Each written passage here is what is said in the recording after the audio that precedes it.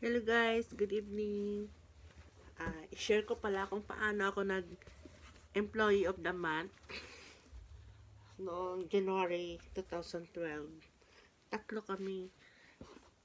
Nasupport kami ng ano siya, ah, part siya ng Spain.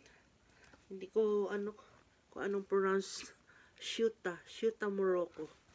Ang mga tao dito mga Moroccan, pero ang salita nila Espanyol. Hindi ako nakalabas dito eh. One time lang din ako doon. Dahil sa mahaba ba ang pila, may nag-sneak in sa amin na Moroccan.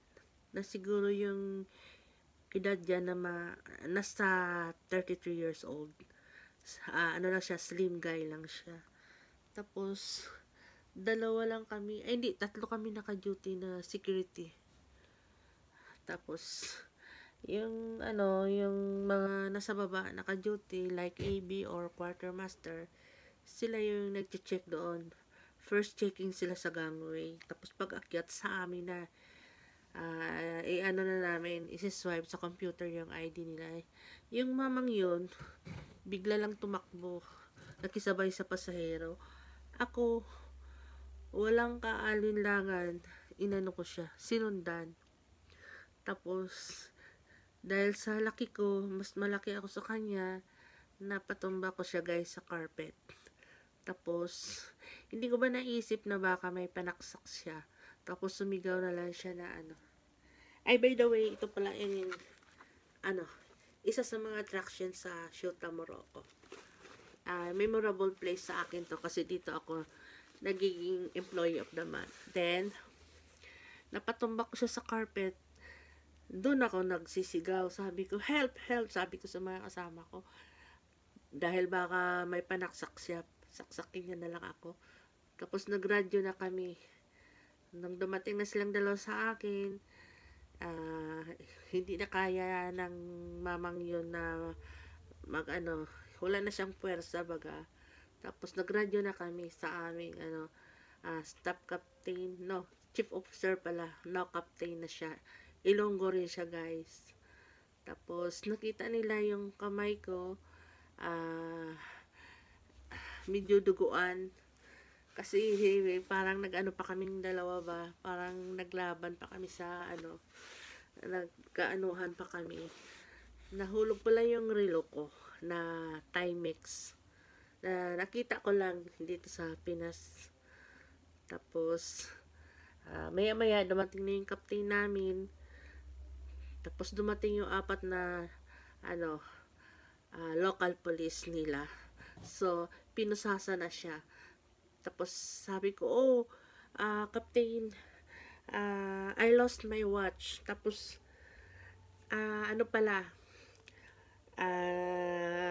napagkamala niya yung watch na yon, yung relo na yon, binigay niya doon sa Moroccan.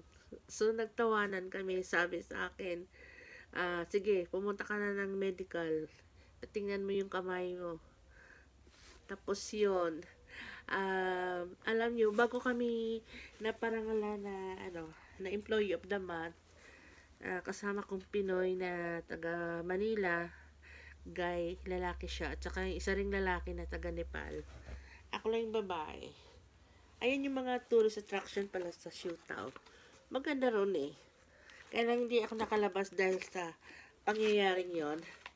Ayan. Ito yung isang buong cruise namin. Lahat ng bansa ito. Sa dami na mga highlight dito. Basahin ko. Ay, di. Tapusin ko may kinukwento ko. Tapos yun, naparangalan kami. Pero bago kami naparangalan, totoo pala no, dreams, nagkakatotoo talaga. Dreams is coming true. Parang ganun. Ano ba yung pagkasabihan? Do not lose your hope. Do not lose your dream. It's getting true. Ano ba? Tama. Tapos, sa panaginip ko, tinatawag daw ng captain ang aking pangalan. On stage.